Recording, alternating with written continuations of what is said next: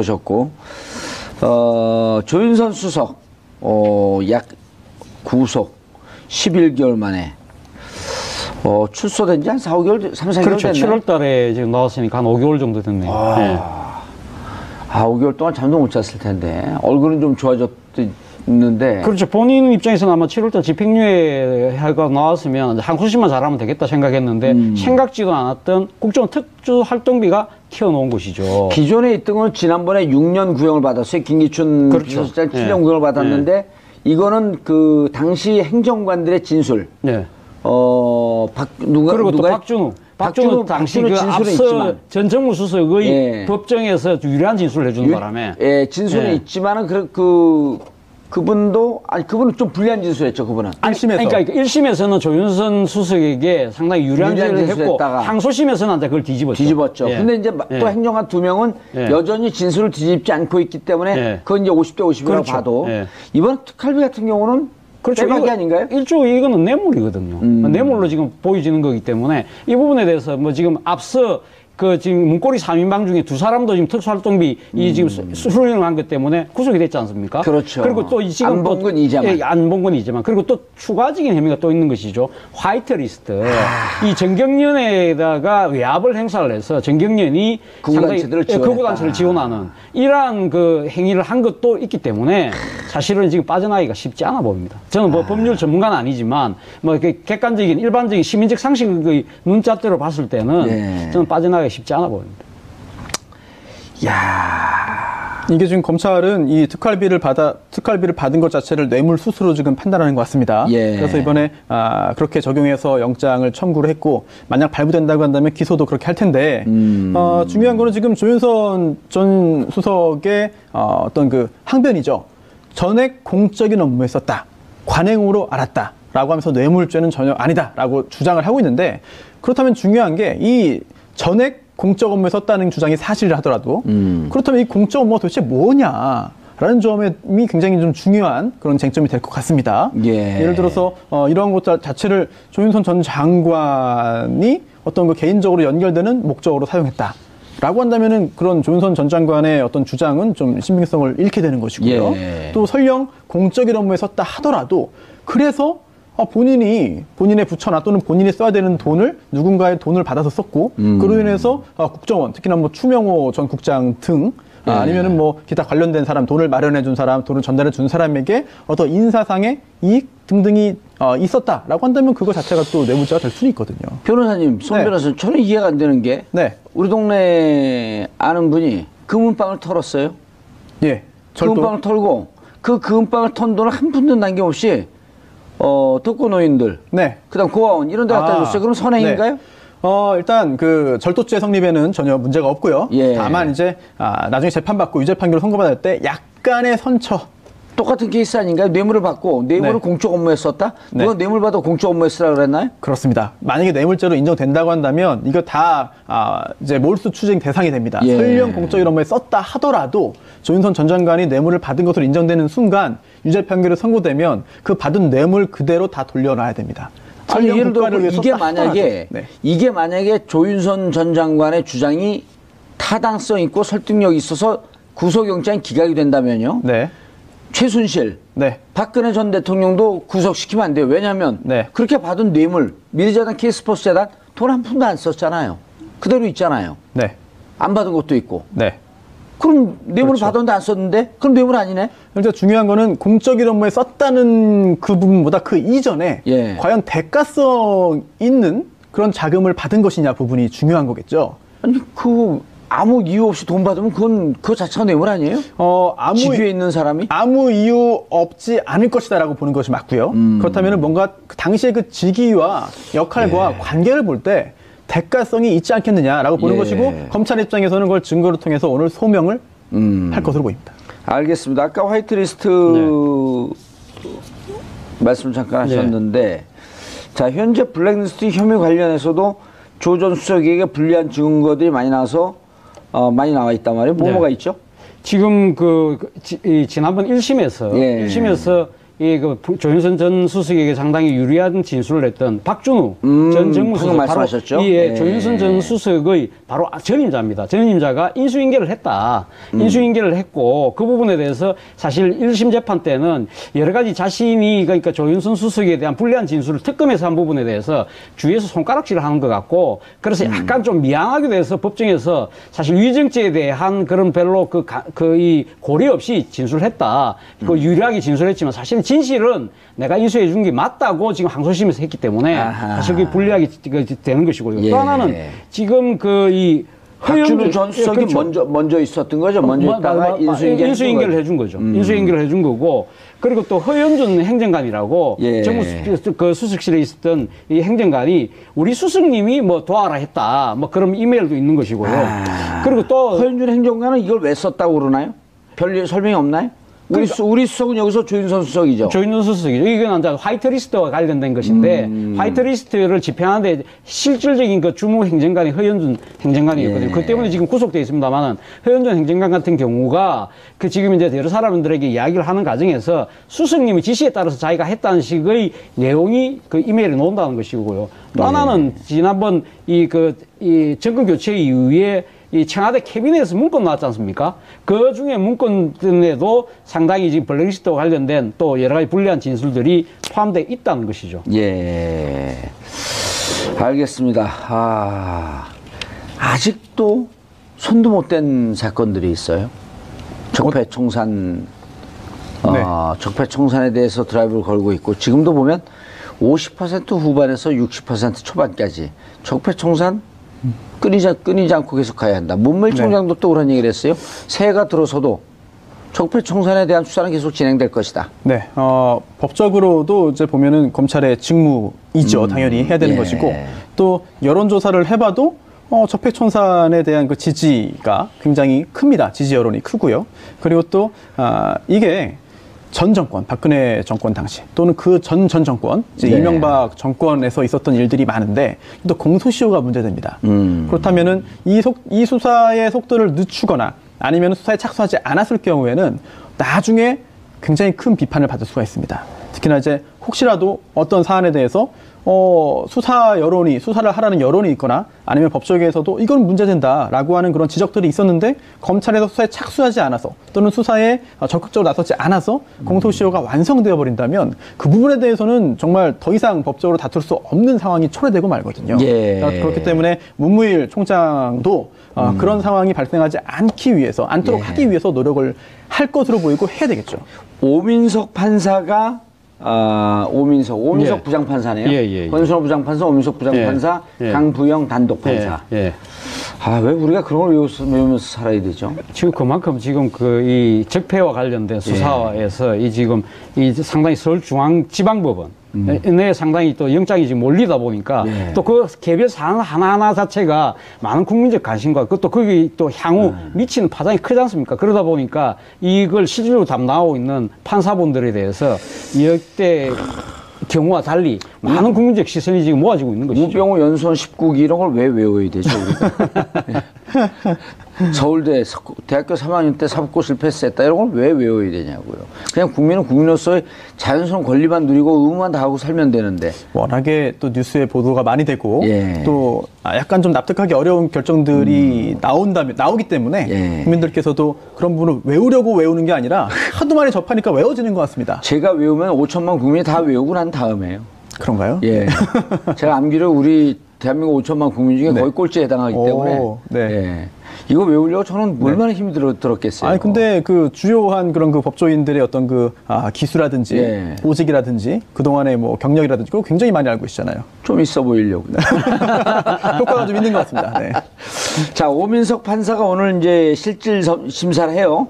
그 조윤선 전 장관의. 근데 블랙리스트 증거들은 현재 거론되지 않고 화이트리스트와 특활비 이것에 대해서만 구속영장을 청구한 거죠? 그렇습니다. 이번에 구속해야 된다라고 할 때 구속영장에 그런 구속의 사유가 있는데 그럼 범죄 혐의가 드러나겠죠. 들어있는 거죠. 거기에 보면 국정원 특활비가 뇌물이다라는 점, 또 화이트리스트가 직권남용이다라는 점 등등의 그걸 이유로 구속영장을 청구한 것이기 때문에 그러한 부분에 대한 범죄 사실을 소명하기 위한 소명전화가 첨부돼 있을 것이고요. 또 이런 것도 있습니다. 원래는 뭐 공소 제기할 때는 공소장 일본주의이기 때문에 기타 다른 범죄 사실에 대한 거를 적으면 안 되는 것이지만 이 사람이 굉장히 좀 위험한 사람이다라든지 또는 과거에도 법을 좀 우습게 한다라든지 이런 점을 보이기 위해서 직접적으로 관련은 없지만 다른 사항도 증거 자료로 참고 자료로 덧붙여서 제출할 수는 있거든요. 제가 검사라면 자료도 좀 넣긴 넣겠네요. 그러면 뭐 넣을 수도 있는 거죠. 정말 어떻게든 구속을 시키기 위해서 모든 노력을 아마 할 것인데 이렇게 다른 사안에 대한 그 자료를 참고 자료 내지 소명 자료로 제출하는 것 자체를 불법이라고 보기 어렵기 때문에 네. 또 하나 궁금한 게 이번에 보면 이제 우리 사회 공직자로서 거의 장관급 위치에 있는 분들이 많이 구속이 돼요. 네. 그런데 이제 일반적인 국민들의 법 감정은 이렇게 국정농단 한 사람들을 당연히 구속수사해야지. 네. 라는 국민 감정은 있지만 또 한켠에서는 불구속 수사와 불구속 재판의 원칙을 지켜야 한다. 네. 그런데 유독 국정농단 사건에 대해서만 거의 모두 구속영장을 청구하는 이유는 뭔가요? 맞습니다. 지금 말씀하신 대로 불구속 수사와 재판이 원칙입니다. 그런데 예외적으로 구속 사유가 존재하면 구속해야 되는 것인데 이게 유명한 사람 그리고 또 모두가 아는 사람 이런 사람에 대해서는 구속 사유가 강하게 존재한다라고 보는 측면이 있고 또 반대 측면도 있습니다. 왜냐면요. 굉장히 많이 알려진 사람이기 때문에 도주 우려가 없다. 아니 도주 우려가 있거나 또는 증거인멸에 염려가 있어야 되는데 증거도 이미 다 확보됐고 뭐 더 이상 할 게 없다. 그리고 다 모두가 아는 사람인데 출국 금지돼 있고 어디로 도망가겠느냐라고 한다면 불구속 수사 원칙의 어떤 그 근거로 작용할 수 있고요. 반대로 아니 이 사람은 좀 위험하다. 혹시 심적인 어떤 변화가 있거나 또는 뭐 극단적인 선택을 할 수도 있다라고 생각되면은 오히려 본인의 그 피해자의 안전을 위해서 구속영장을 청구하고 발부하는 경우도 있습니다. 그렇기 때문에 구체적인 어떤 뭐 공직자 또는 장관 또는 전 수석 유명한 사람 정치인이라고 해서 하나로 작용하는 것이 아니라 그 상황 그 사람의 성격 지금 진행 정도에 따라 가지고 달라지기 때문에 결국은 객관적인 그런 사정을 다 보기 전까지는 하나의 기준으로 말씀드리기 좀 어려운 측면이 있죠. 사실 뭐 이런 측면도 있는 것 같습니다. 국민의 법 감정이라는 게 있지 않습니까? 그렇죠. 역대 정권에서도 법 감정인 법 감정이라는 것이 뭐 감정법. 그렇죠. 감정법인데 그것이 뭐 이 실체적인 건 아닙니다만 그럼에도 불구하고 사실 역대 정권에서 보면 이런 중요한 정치적 사안들 일과 연루된 사건에 대해서 어떻게 보면 좀 징벌적 형태로 사전구속영장을 발부를 신청을 해서 뭐 미리 좀 이래 좀 이 죄를 단죄를 하는 듯한 그런 효과를 봤던 게 사실이거든요. 그런 부분에 대해서 지금 물론 뭐 문재인 정부가 상당히 국민의 그 기대를 안고 출범했습니다만 그러한 사법적 간행을 하루아침에 바꾸기가 쉽지 않다는 것이죠. 그리고 또 하나는 지금 이 적폐와 관련된 수사 자체가 국민적 공분을 상당히 사고 있는 사안이기 때문에 여기에 대해서 지금 이 법조의 간행이 잘못됐다고 해서 바꾼다는 그 자체가 어떻게 보면 적당하게 수사를 하려고 하는 거 아니냐는 오해를 불러일으킬 수도 있다는 것이죠. 그렇기 때문에 물론 뭐 이 검찰도 나름대로 이 불구속 수사의 원칙은 언젠가는 확립해야 되겠다고 고민은 하겠습니다만은 지금은 적절한 시점은 아니다고 판단할 수밖에 없는 것 같습니다. 그리고 웬만한 사건에 있어서 검찰이 이거 봐라 범죄 범했다라고 할 때 나는 무죄다라고 부인을 하면 사실은 도주의 염려가 사실상 추정이 되는 게 실무입니다. 혹은 증거 인멸을 하려고 하든지. 그렇습니다. 아니 이거 봐라 검찰이 증거 냈는데 무죄를 강하게 강변할 때는 이쯤 되면 도주하려고 그런 거 아닙니까? 그럴 염려가 있다고 판단되는 거죠. 금지한다고 하더라도 국내에서도 도망가면 재판이 이루어지지 않는 거 아니에요? 그렇습니다. 이게 이 원칙이 불구속 수사의 원칙이 당연히 있는 거지만 이 적용이 모든 사람에게 공평하게 평등하게 되고 있느냐라는 점에 대해서는 좀 논란이 있는 거죠.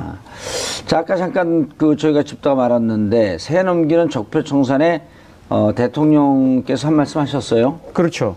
대통령께서 어제 그 국무위원들하고 송년 만찬을 했습니다. 만찬을 하시는 자리에서 이 올 한 해도 사실 나라를 바로 세우는데 앞장서서 고맙다. 그러면서 내년에도 나라를 나라답게 만드는 일에 좀 더 진력해달라. 그리고 지금 나라를 만드는 일이 단순하게 내년에 끝나는 것이 아니라 이 다음 정권까지 이어져야 된다고 그러는데 지금 대통령께서는 나라를 나라답게 만든다는 그 표현 자체가 사실 어떻게 보면 적폐 이 청산에 대한 의지를 상당히 애둘러서 표현한 것이라고 이렇게 지금 읽혀지는 거거든요. 바로 그 때문에 지금 문재인 대통령이 지금 그 적폐청산 수사가 적폐청산이 어떤 식으로든 계속되어야 된다. 그러면서 또 하나 당부는 이 적폐청산 그 자체만 머무를 것이 아니라 적폐청산을 통해서 국민의 삶이 좀 더 나아지는 쪽으로 제도적 개선도 이루어져야 된다는 당부도 함께 했습니다. 나라의 시스템과 기강도 바로 그렇죠. 세워야 되고 그리고 이렇게 바로 잡아놓으면 다시 혹시 보수 정권을 간다고 하더라도 다시 역진이 되지 않도록 하는 제도적 장치까지 만들어야 된다는 것이 대통령이 당부했습니다. 그러기 위해서 지금 적폐라고 칭하겠는데요. 수사기관이 수사를 합니다. 경찰, 검찰이죠. 그리고 또 각 부처에서도 내부적으로 TF를 만들어서 진상규명 작업을 하고 있죠. 그런데 이제 외교부 장관 직속으로 이제 그 한일 일본군 위안부 피해자 문제 합의 검토 태스크포스가 만들어져서 이제 그 내부적인 조사를 했는데 조금 전에 이제 결과를 발표했습니다. 내용 보니까 좀 충격적입니다. 피해자의 의견을 충분히 수렴하지 않았다라는 점, 뭐 당연하겠죠. 그리고 또 비공개된 부분이 있다. 또 그 부분에는요, 한국이 해외 소녀상 설치 지원을 하지 않기로 약속을 했다. 그리고 이거를 국민들에게 공개하지 않았다는 거거든요. 이게 내부 TF의 조사 결과 나왔습니다. 그렇다면은 이게 범죄인지 여부는 다음으로 논하더라도 도대체 왜 숨겼나? 어떤 경위로 이런 게 이루어졌나? 아하. 누가 관여되었고 누가 국민들에게 숨기기로 했나? 등등도 밝혀져야 되는 사안 중에 하나겠죠. 적폐 중에 하나가 아닌가 싶습니다. 대검찰청이 과거 검찰의 권한남용 등을 규명하는 과거사 진상조사단을 꾸렸어요. 예. 검사 10명, 교수 변호사 40명. 예. 검찰이 과거사위원회에서 다시 들여다보겠다?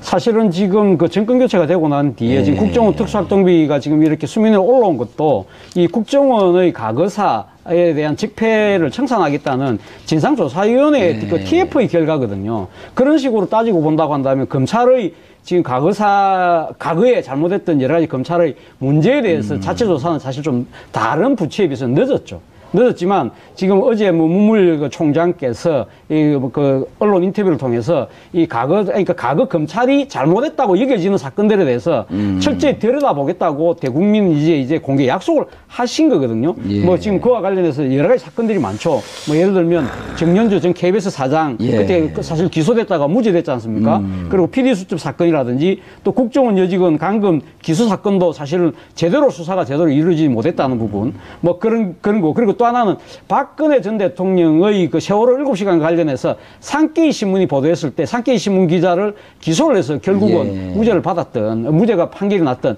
이 상당히 국제적인 망신을 자초하지 않았습니까? 어떻게 보면 이 정권의 하명에 의한 수사를 검찰이 왜 할 수밖에 없었는지 거기에 대한 자체 진상을 통해서 아마 자체 반성을 하겠다는 그러한 의지의 표현으로 읽히고 있습니다. 아주 민감한 사안들이에요, 다 근데. 다 하나씩 민감한 사안들이에요. 예. 그것이 과연 검찰 이 독자적인 판단이었느냐. 그렇지 않고 예를 들면 정권의 의지에 의해서 따라서 했다고 한다면 말 그대로 이 검찰권이 정권의 정치적 목적에 의해서 도구로 사용된 그러한 하나의 케이스가 되지 않겠습니까? 아니 주제와 관련 없지만 2015년 12월 28일 위안부 합의할 때 당시 고위급 회담이 별도로 있었던 거 아닌가라고 하는 소문이 돌았는데 결국 그 부분도 드러난 거 아니에요? 그렇죠. 이병규 국정원장이 그때 당시 일본의 국정원장급과 사전에 얘기를 해서 그렇다면 국정원장이 나갈 때는 국정원장이 저거 외교부 윤병수 장관 맡기면 안 되겠어. 이거 내가 좀 해야 되겠는데 하는 것은 국정원장과 윤병수 외교부 장관하고 대등한 관계거든요. 그럼 누군가 위에서 컨트롤 타워에서 지시를 해야지 가능한 거 아니에요? 그때는 국정원장이 아니고 아마 제가 알기로는 대통령 비서실장으로 와 있었기 때문에 아마 박근혜 당시 대통령하고 비서실장으로서 아마 상당히 그 이야기가 되고 그리고 또 본인이 주일대사로 갔을 때 사실 하명 중에 하나가 그 일본군 위안부 문제를 풀려는 그런 그걸 받고 가는 거 아닙니까? 그거 하다가 얼마 안 돼서 국정원장으로 들어오면서 나름대로 국정원장 들어오고 난 뒤에도 한일 간의 아주 뜨거운 현안이었기 때문에 계속적으로 이야기를 했던 것 같아요. 그러면서 비서실장으로 가면서 아마 대통령 옆에 모시고 있으니까 제가 가면 모든 걸 끝낼 수 있습니다. 알겠습니다. 그런 식으로 이야기가 되지 않았나. 알겠습니다. 자, 오늘 구속 적부심 신청하는 우병우 기각될 거라고 보시나요? 네. 예, 조윤선 전 장관은 구속영장 발부될 것 같습니다. 발부될 거라고. 네. 오늘은 그럼 빅데이가 되겠는데요. 아무래도 구속을 바라는 분들 입장에서는 그런 성과가 있고 또 반대로 또 이제 판단을 받는 그 당사자 입장에서는 또 한 번의 절망이 되지 않을까. 이런 것도 있습니다.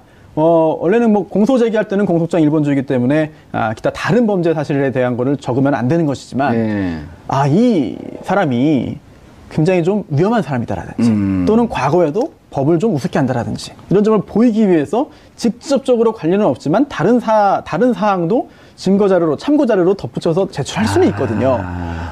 제가 검사라면 자료도 좀 넣긴 넣겠네요. 그러면 뭐 넣을 수도 있는 거죠. 정말 어떻게든 구속을 시키기 위해서 모든 노력을 아마 할 것인데 이렇게 다른 사안에 대한 그 자료를 참고 자료 내지 소명 자료로 제출하는 것 자체를 불법이라고 보기 어렵기 때문에. 네. 또 하나 궁금한 게 이번에 보면 이제 우리 사회 공직자로서 거의 장관급 위치에 있는 분들이 많이 구속이 돼요. 네.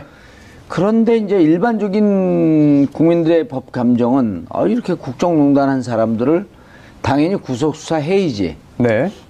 라는 국민 감정은 있지만 또 한켠에서는 불구속 수사와 불구속 재판의 원칙을 지켜야 한다. 네.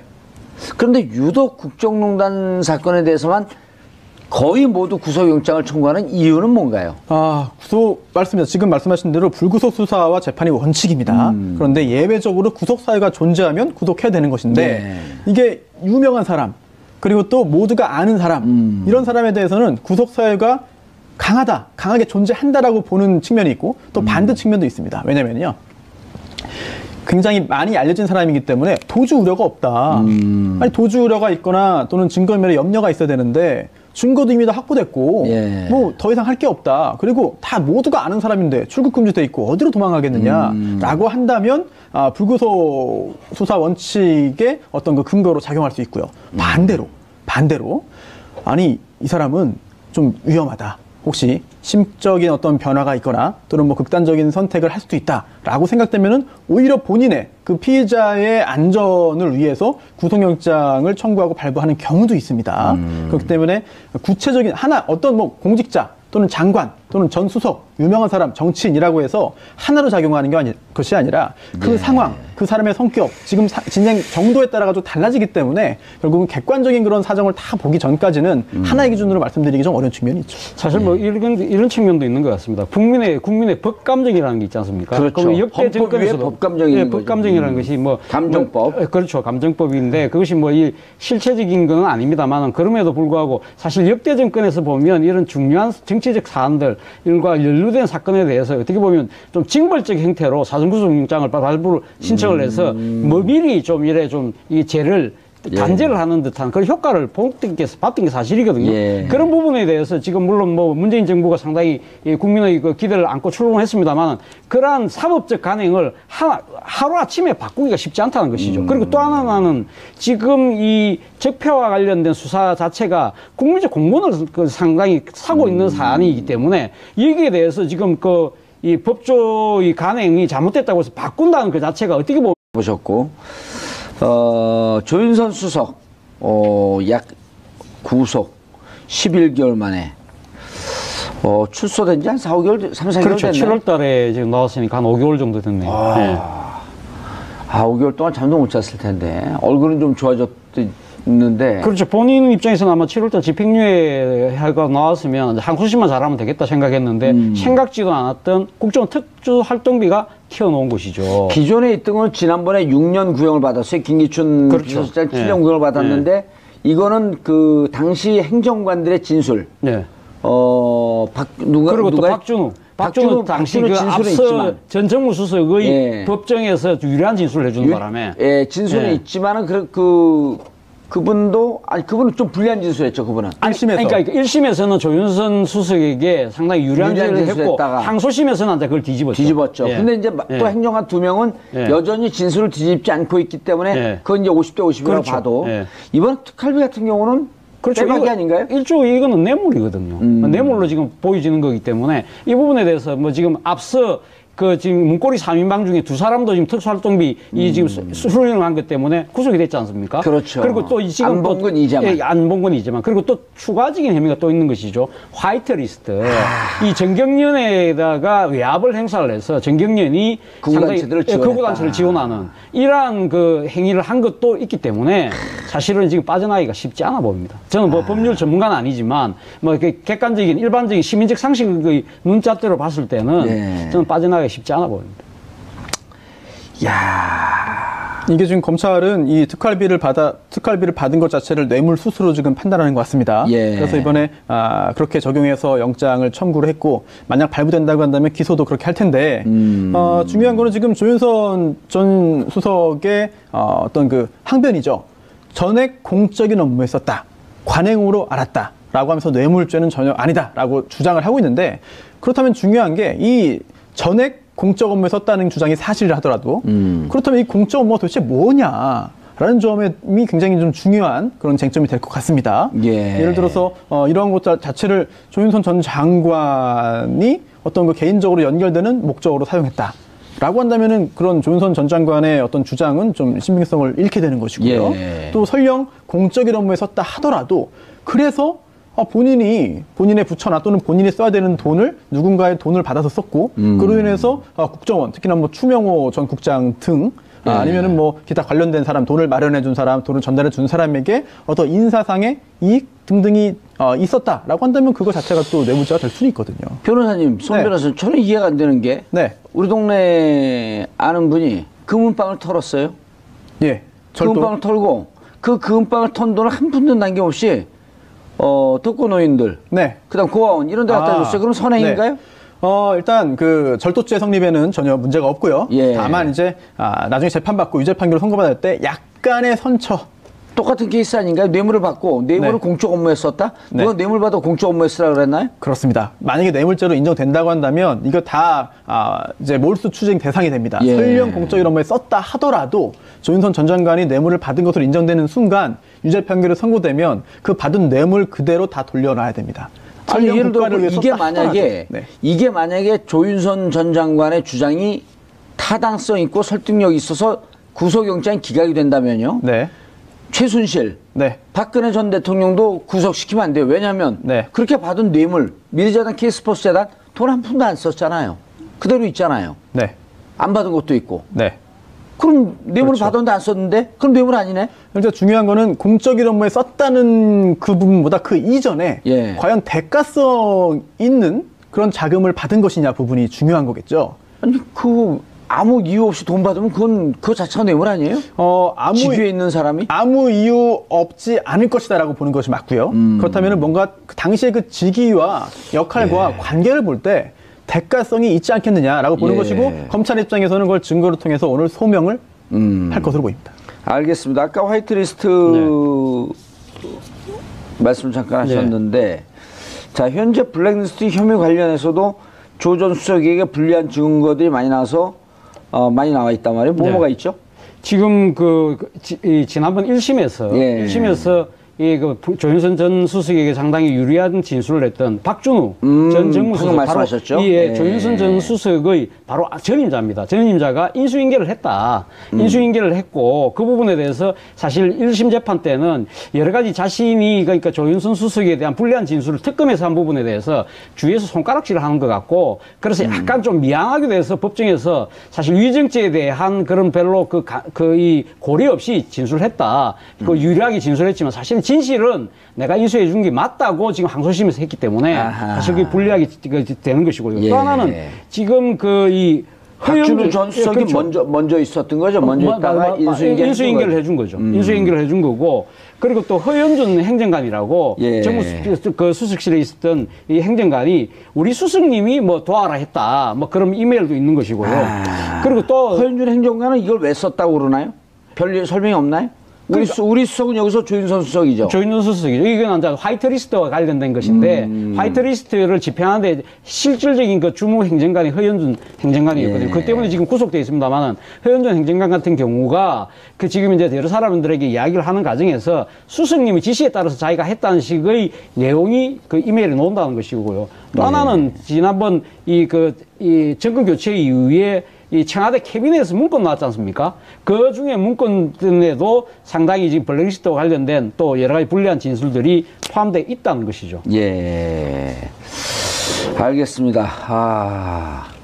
아직도 손도 못 댄 사건들이 있어요.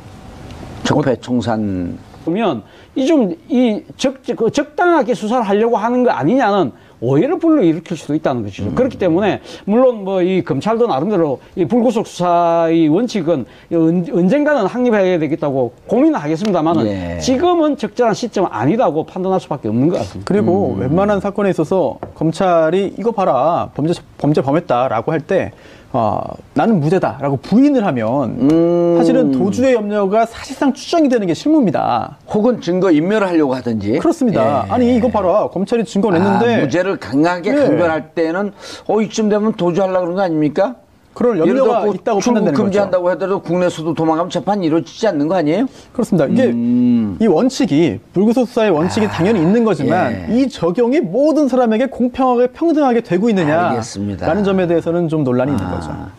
자, 아까 잠깐 저희가 짚다가 말았는데 새해 넘기는 적폐청산에 대통령께서 한 말씀 하셨어요. 그렇죠.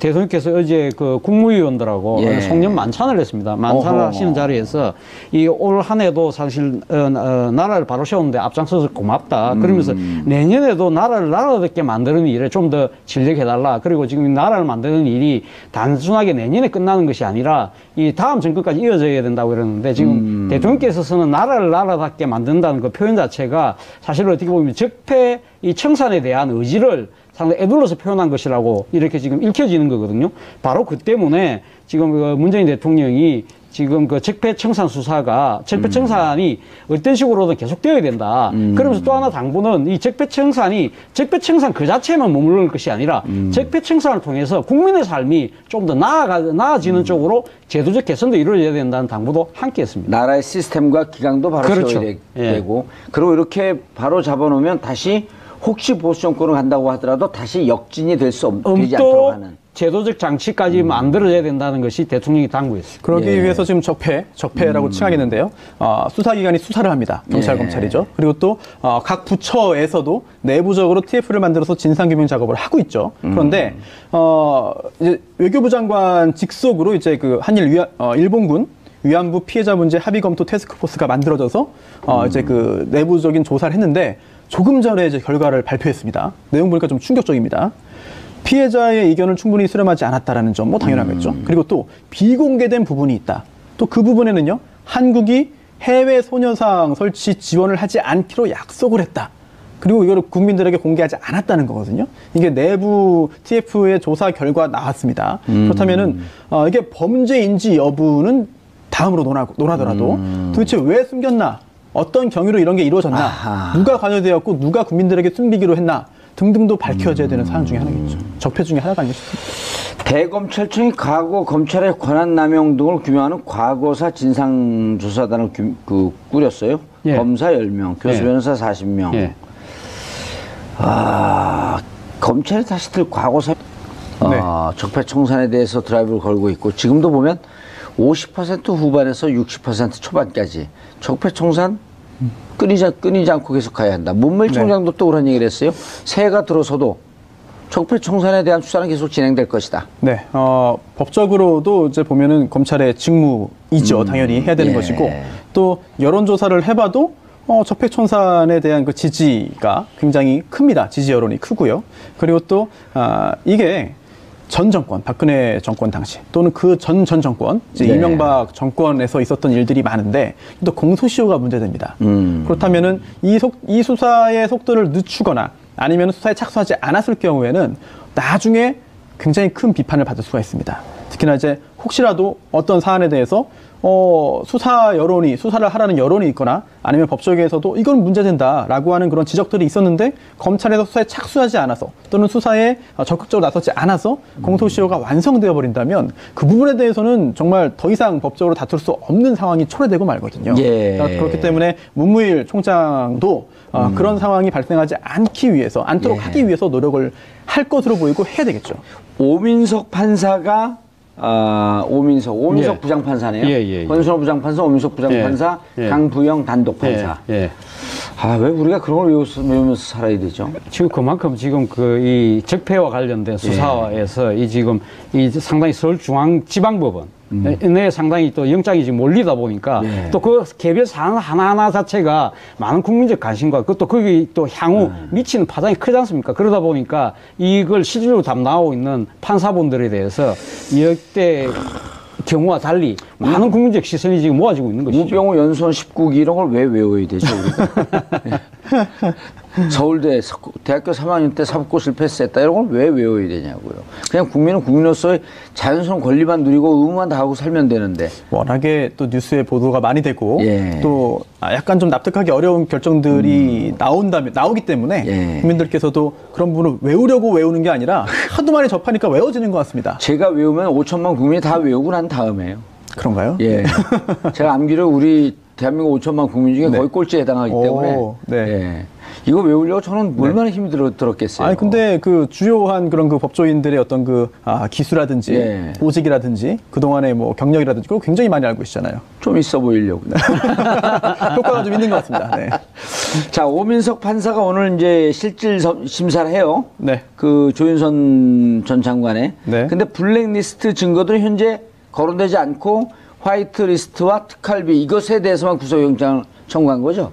예, 그렇습니다. 이번에 구속영장, 구속해야 된다라고 예. 할 때 구속영장에 그런 구속의 사유가 있는데, 그럼 범죄 혐의가 드러나겠죠. 들어있는 거죠. 거기에 보면 국정원 특활비가 뇌물이다라는 점, 또 화이트리스트가 직권남용이다라는 점 등등의 그걸 이유로 구속영장을 청구한 것이기 때문에 그러한 부분에 대한 범죄 사실을 소명하기 위한 소명전화가 첨부돼 있을 것이고요. 또